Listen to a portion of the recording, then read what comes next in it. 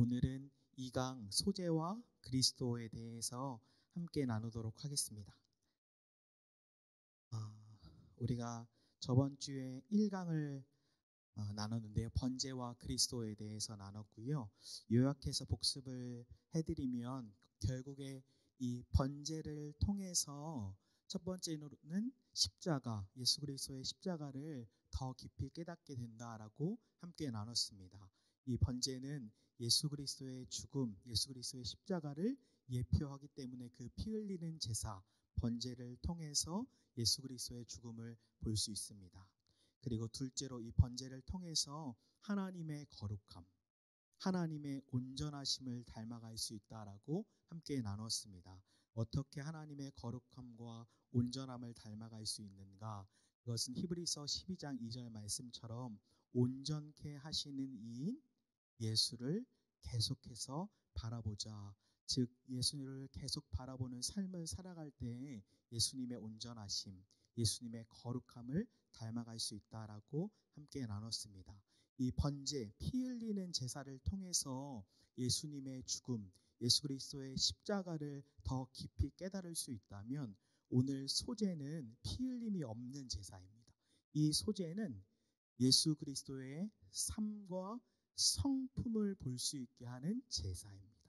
다시요. 이 소제는 피 흘림이 없는 제사인데 소제는 예수 그리스도의 성품과 삶을 볼 수 있는 제사입니다. 우리 레위기 2장 1절에서 3절의 말씀을 함께 읽어보겠습니다. 1절에서 3절 시작.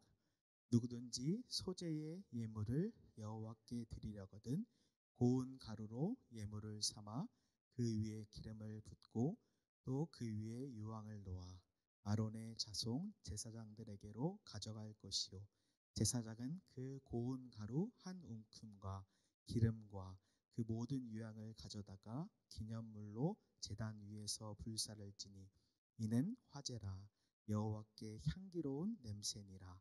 그 소제물에 남은 것은 아론과 그의 자손에게 돌릴지니 이는 여호와의 화제물 중에 지극히 거룩한 것이니라. 아멘. 소제, 이 grain offering이란 히브리어로 민하인데 1번의 그 소제는 선물, 헌물을 의미합니다. 소제, 히브리어 민하는 선물, 헌물을 의미합니다. 그래서 이 소제는 하나님의 은혜에 감사하여서 자발적으로 드리는 감사제입니다. 감사제입니다. 그래서 고운 가루, 즉 곱게 빻은 밀이나 보리를 소제물로 드립니다. 이번에 소제물을 드리는 방법의 양가로 1번에는 요리하지 않은 곡식을 소제로 드립니다. 이 레위기 2장의 소제는 크게 4단락으로 나뉘는데 첫 번째 양가로 1번에 요리하지 않은 곡식의 소제, 옆에 보면 이미지가 있죠. 고운 가루. 그래서 요리하지 않은 곡식을 소제로 드리고요. 양가로 2번에서는 요리해서 드리는 곡식의 소제입니다. 요리해서 드리는 곡식의 소제. 이 옆에도 또 이미지가 있는데 4절에서 10절까지는 화덕 구운 요리, 철판에 붙인 요리, 냄비를 사용한 요리를 통해서 소제를 드립니다. 그래서 제가 이거 묵상하면서 아내랑도 이야기하면서 화덕 피자, 또띠아 이런 것이 다 소제로부터 나왔구나 이런 생각을 했습니다. 양가로 3번에는 소제 첨가물입니다. 첨가물. 즉 11절에서 13절은 소제에 넣어야 할 것과 넣지 말아야 할 것을 아주 분명하게 말씀하고 있습니다. 첨가물, 소제에 넣어야 할 것, 넣지 말아야 할 것. 양가로 4번에는 첫 열매로 드리는 소제의 내용을 담고 있습니다. 그래서 이 소제는 고운 가루 위에 기름을 붓고 그 위에 유황을 놓아서 제사장이 가지고 가면 제사장은 고운 기름 가루 한 줌과 기름 유황을 취해서 단 위에서 이것을 그냥 다 불사릅니다. 그리고 그 남은 것은 제사장이 취했습니다. 이것이 우리가 지금 읽은 1절에서 3절의 내용입니다. 소제의 고운 가루 위에 기름, 유황을 놓고 제사장이 가지고 가면 그것을 불사르고 이것 남은 것은 제사장이 취했습니다. 그래서 3번에 소제는 언제 드리는가? 이 소제는 되게 단독으로 드리지 않고요. 속건제나 화목제와 함께 드렸습니다. 속건제와 화목제, 양가로 1번에 속건제와 화목제를 드릴 때 함께 드렸습니다. 물론 민수기 5장에서 아내의 순교를 의심할 때 소제는 단독으로 드리기도 했습니다. 보통 속건제와 화목제를 드릴 때 함께 드렸고요. 양가로 2번에 제사장들과 레위인들이 위임할 때 그때 소제를 드렸습니다. 그리고 양가로 3번에는 성막과 성전 봉헌할 때, 문둥병자의 정결 의식할 때, 그리고 마지막 양가로 5번에 나시린의 서원이 끝났을 때, 이러할 때 소제를 드렸습니다. 양가로 5번에 나시린의 서원이 끝났을 때. 4번의 소제의 상징적 의미입니다. 이것이 아주 중요합니다. 양가로 1번의 고운 가루고요. 1절 말씀을 우리 한번 같이 읽어볼까요? 레위기 2장 1절 말씀입니다. 시작.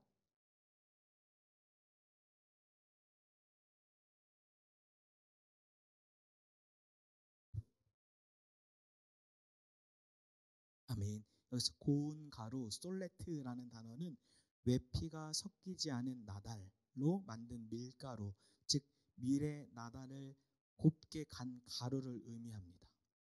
그래서 레위기 1장 3절에 우리가 저번 주에 살펴본 범죄에서 흠없음, 온전함, 이거와 일맥상통해서 고운 가루도 그렇게 하나님께 드려야 한다라는 의미를 갖습니다.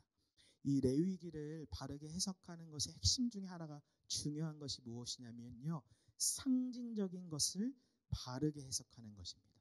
상징적인 것을 바르게 해석하는 것.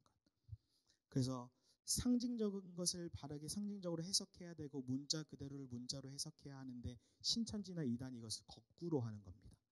상징적인 것을 바르게 해석하는 것이 중요합니다. 4번의 양가로 1번에 첫째로 고운 가루는 상징적으로 사람의 인격이 고운 가루처럼 다듬어진 마음으로 하나님께 드려져야 한다라는 의미가 있습니다. 사람의 인격. 이 고운 가루는 껍질이 깨져야 만들어지는 것이므로 모든 죄를 없애시려고 십자가의 고통을 지신 온전하시고 순결하신 예수 그리스도를 상징합니다. 그래서 예를 들어서 요한복음 12장 24절에도 한 알의 밀, 거기서 그 밀이라는 단어도 곡식을 의미하는데 이 밀이 땅에 떨어져서 죽어야만 많은 열매를 맺는다고 하죠. 이와 같이 예수님께서도 고운 밀과 같이 땅에 떨어져 죽음으로 많은 영혼, 하나님이 택하신 영혼들을 구원하신 것과 같이 우리 신자도, 예수를 믿는 우리도 예수님의 사역과 인격을 닮아가는 신자로 성화되어야 한다라는 것을 나타내고 있는 것입니다. 그래서 하나님께서는 우리의 죄성, 우리의 잘못된 인격들을 이 고운 가루처럼 맷돌로 갈아서 우리의 죄된 것을 예수님의 성품으로, 예수님의 인격으로 닮아가게 하시는 것입니다. 둘째로 이 고운 가루는 하나님께 최상의 것을 드립니다. 최상의 것을 드린다라는 의미입니다. 그래서 하나님께서는 이 제물, 그 제물도 너무나 중요하게 보시는데요. 제물보다 그 사람의 믿음과 삶의 태도를 보십니다. 예를 들어서 창세기에 나오는 가인, 형의 제사를 하나님이 받지 않고 아벨, 동생의 제사를 받으셨습니다. 여기서 가인은 농사를 해서 땅의 소산으로 제물을 삼아서 하나님께 드립니다. 즉 소제를 드린 것이죠. 근데 아벨은 양을 쳐서 양의 피로 제사를 드렸습니다. 그럼 우리가 이렇게 생각할 수도 있어요. 하나님께서 피 흘리는 제사를 받고 피 흘리지 않는 제사를 받지 않는가? 그렇지 않죠. 중요한 것은 제물 그 자체가 문제 있는 것이 아니라 제사자의 믿음과 제사자의 삶의 태도를 하나님이 보시는 것입니다. 창세기 4장 4, 5절 말씀 우리 함께 읽어보겠습니다. 창세기 4장 4절 5절 시작.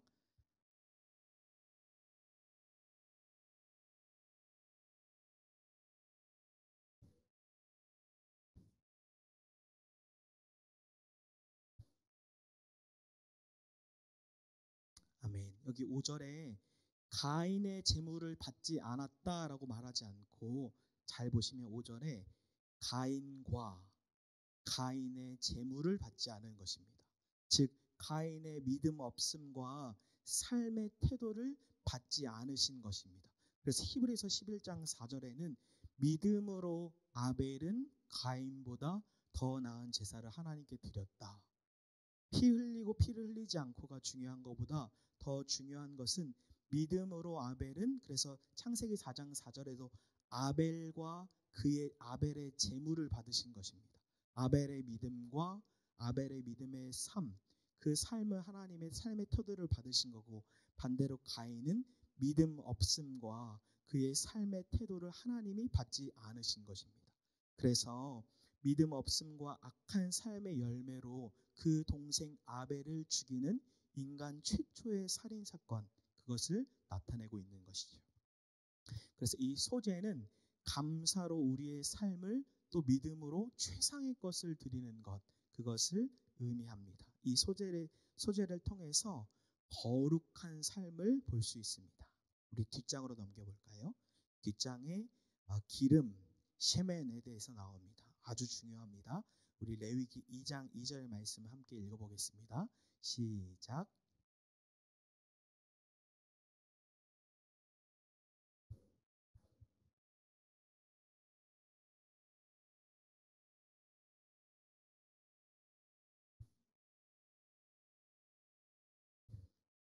아멘. 이 소재 안에 기름이라는 단어가 무려 9번이나 반복해서 나옵니다.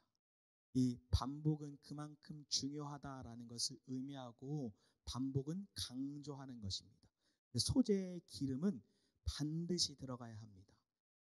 반가로 1번에도 보면 기름 부음, 반가로 2번에 기름을 섞음, 기름을 바름, 기름을 불사름이라고 나와 있는데, 이 기름을 쓰는 이유가 있습니다. 기름은 재물을 잘 타도록 하기 위해서 쓰는 것입니다.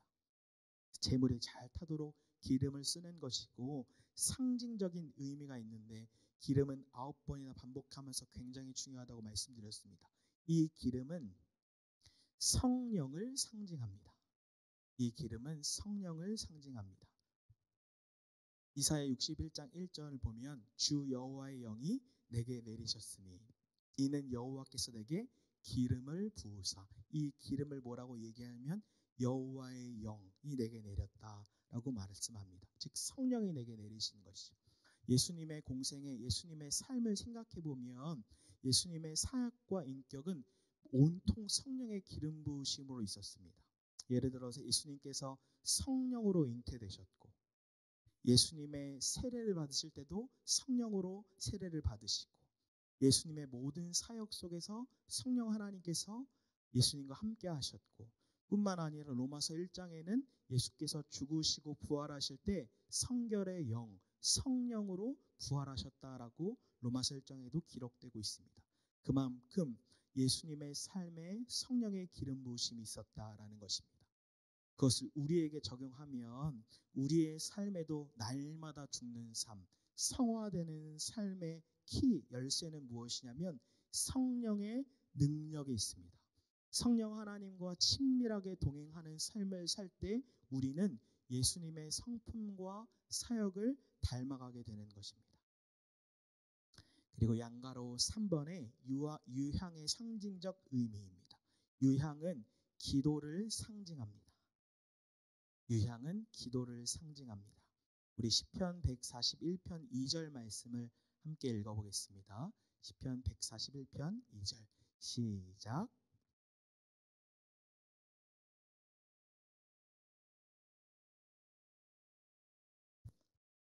아멘. 이 레위기 1장 2장 2절에서도 유향과 함께 고운 가루를 불살라 화제로 드립니다. 2장 2절에서도요.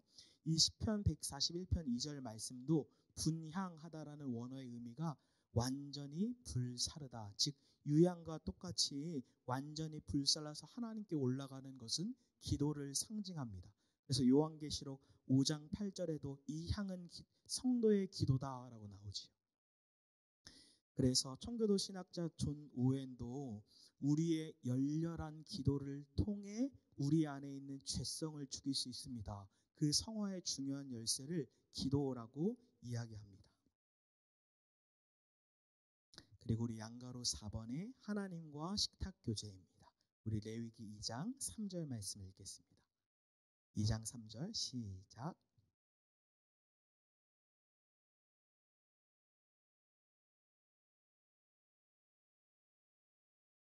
아멘. 이 남은 것, 소재의 남은 것을 아론과 그의 자손에게 돌릴지니라고 말씀합니다. 즉 소재의 남은 것을 제사장들이 먹습니다. 그런데 중요한 것은 이 소재의 남은 것이 3절 하반절에 이렇게 말씀하죠. 지극히 거룩한 것. 여기서 지극히 거룩한 것의 원어는 최상급입니다. 최상급은 하나님의 것을 의미합니다. 즉 무엇을 이야기하냐면 하나님의 식탁에 참여하여서 제사장이 그 가장 큰 축복을 누리는 것을 의미합니다. 하나님의 식탁에 제사장들이 함께 식사하는 것. 이것은 상징적으로 하나님의 음식을 제사장들과 함께 나눈다라는 것을 의미합니다. 이 제사장이 하나님의 식탁에 참여하는 특권을 누리는 거죠. 우리도 예수 그리스도를 믿는 우리도 모두 대제사장, 만인 제사장이기 때문에 우리도 하나님과의 식탁 교제를 누릴 수 있는 것이죠. 제가 요한계시록 3장 20절을 보면 읽어드리겠습니다. 볼지어다 내가 문 밖에서 서서 두드리노니 누구든지 내 음성을 듣고 문을 열면 내가 그에게로 들어가 그와 더불어 먹고 그는 나와 더불어 먹으리라. 예수님께서 나는 너와 함께 먹고 너도 나와 함께 먹을 것이다 라고 하는 것입니다. 제 인생에서 가장 큰 전환점이 있었다면 한 책, 예수님과 함께하는 저녁 식사 2를 읽었던 것입니다. 그것이 제 신앙생활에 종교에 머물지 않고 정말 예수님과 식사를 하듯 친밀하게 교제하고 동행하는 삶. 예수님은 저와 함께 먹고 저도 예수님과 함께 먹는 것. 제가 이렇게 썼는데 곰곰이 생각해 보면요. 식사를 하기 위해서 기도를 하잖아요. 간절히 기도를 하고 식사를 할 때 식사가 너무 맛있어서 예수님을 잊은 적이 너무 많습니다. 오늘 저녁 식사도 너무 맛있었거든요. 근데 주님과 함께 먹듯이 먹는 것. 그것을 누린 것이고 우리도 누릴 수 있다라고 말씀하는 것입니다. 우리 양가로 5번에 넣지 말 것과 넣을 것을 이야기합니다. 레위기 2장 11절 말씀 함께 읽겠습니다. 시작.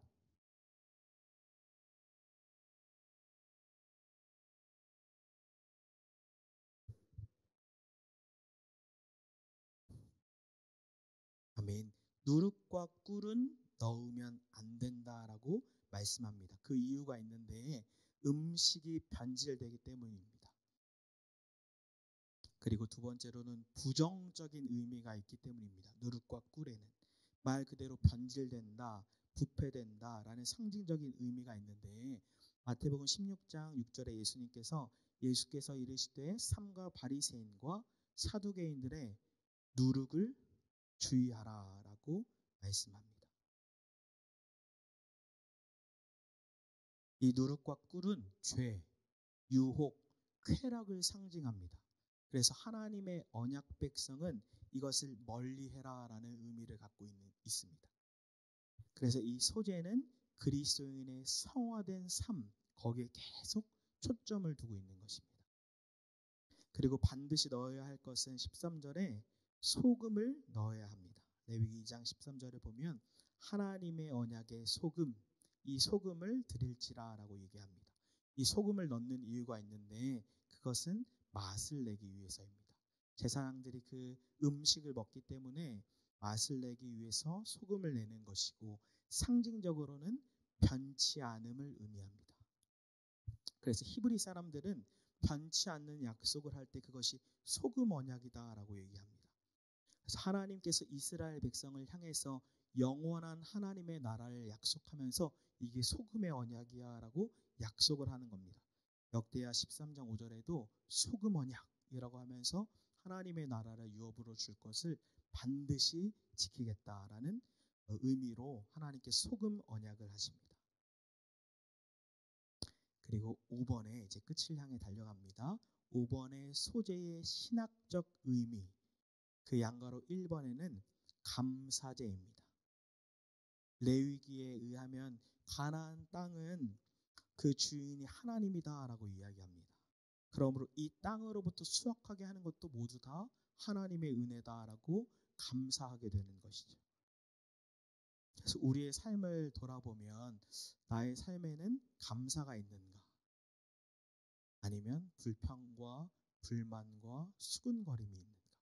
제가 제일 속상한 것은 교회 안에 수군거리거나 불평하거나 불만하거나 누군가를 뒷담화하거나 이런 일이 생기면 가장 속상합니다. 반대로 이 소재처럼 하나님께 감사하고 성도 때문에 감사하고 하나님 때문에 감사하다, 그런 말들이 많이 일어날 때 하나님께서 그 믿음과 삶의 태도를 보시는 것이죠. 나는 지금 감사가 많은가, 불평과 불만이 많은가. 그리고 양가로 2번에는 이 감사제의 신학적 의미로 언약 백성, 성화의 삶에 초점을 두고 있습니다. 그래서 영적인 의미로 소금, 변치 않은 것, 누룩과 꿀, 죄와 쾌락을 멀리하는 것. 그래서 하나님의 언약 백성으로 살아야 하는 것이 아주 중요한 것입니다. 그래서 진정한 제사는 언약 백성답게 사는 것, 우리가 제사를 드리고 예배를 드리는 것뿐만 아니라 그 나머지 삶에도 언약 백성답게 살아가는 것, 단순히 제물만 바치고 끝나는 것이 아니죠. 살아가는 삶, 이 아벨처럼 믿음과 삶의 태도를 하나님께서 받으시는 것입니다. 우리가 번제, 그 피 흘림을 통해서 예수 그리스도의 십자가를 봤다면 이 소재는 예수 그리스도의 성품과 삶을 볼 수 있는 것입니다. 우리 6번의 소재와 그리스도입니다. 저는 이 문장을 가장 좋아하는데요. 소재의 의미는 예수 그리스도의 삶 속에서 성취되었다.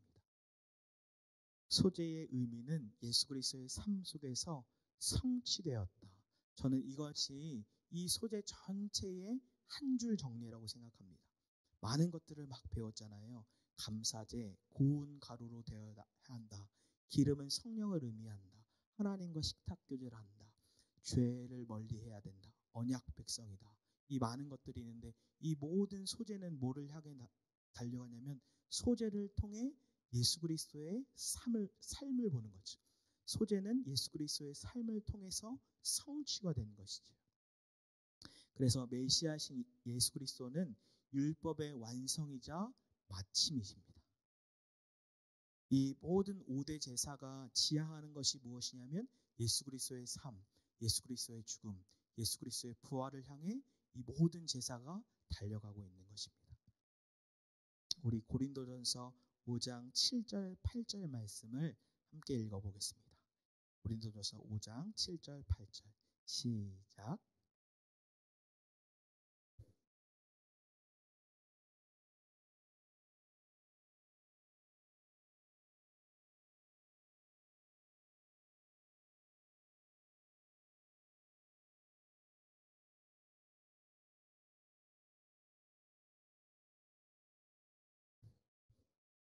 아멘. 오직 순전함과 진실함의 떡으로 하자.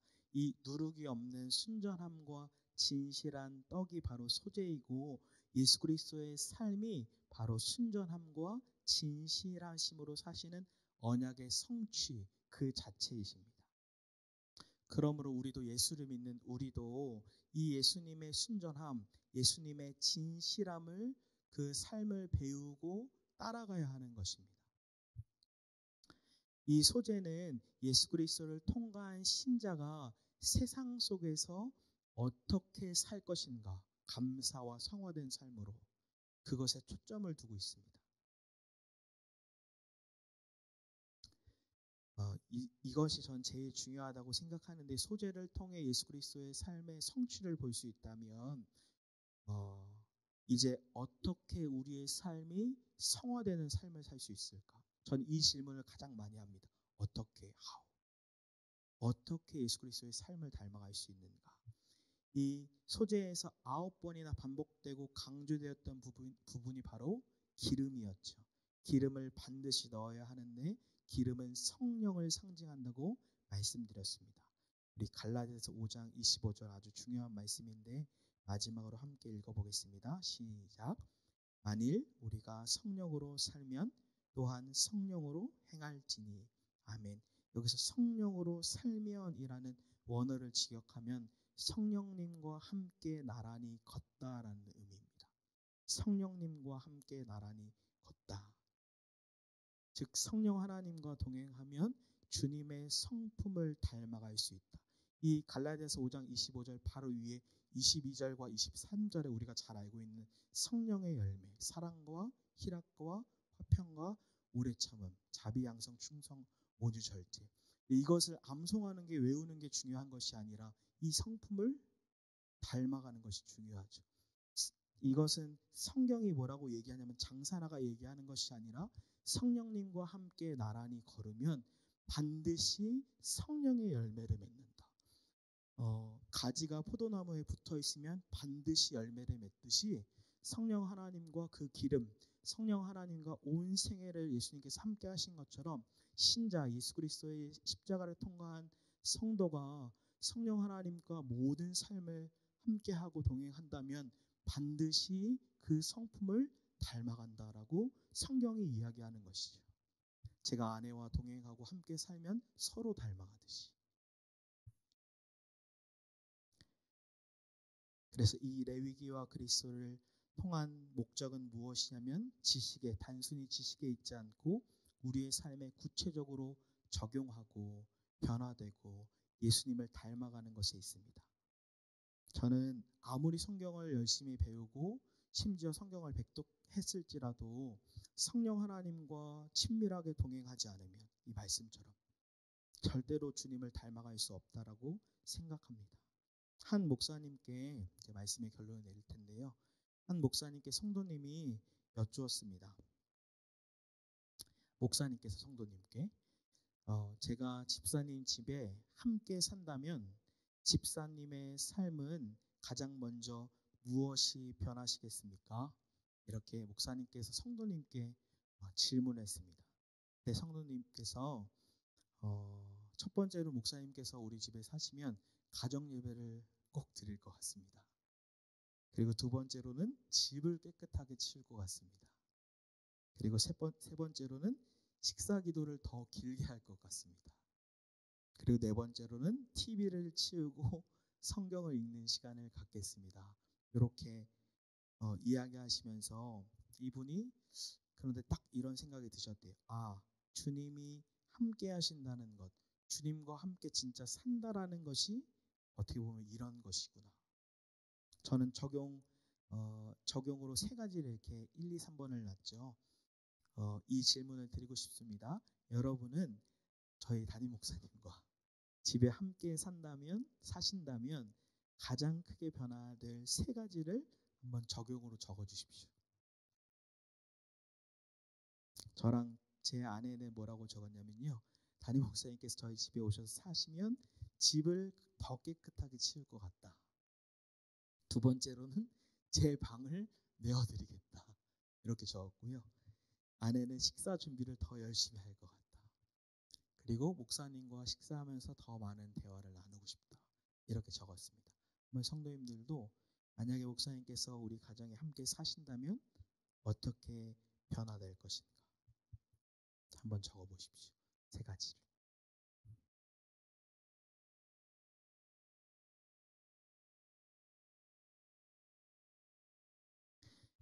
예수님과 함께 산다라는 것이 저는 진짜 이것이라고 생각합니다. 지식이 아니라 진짜 믿는 것.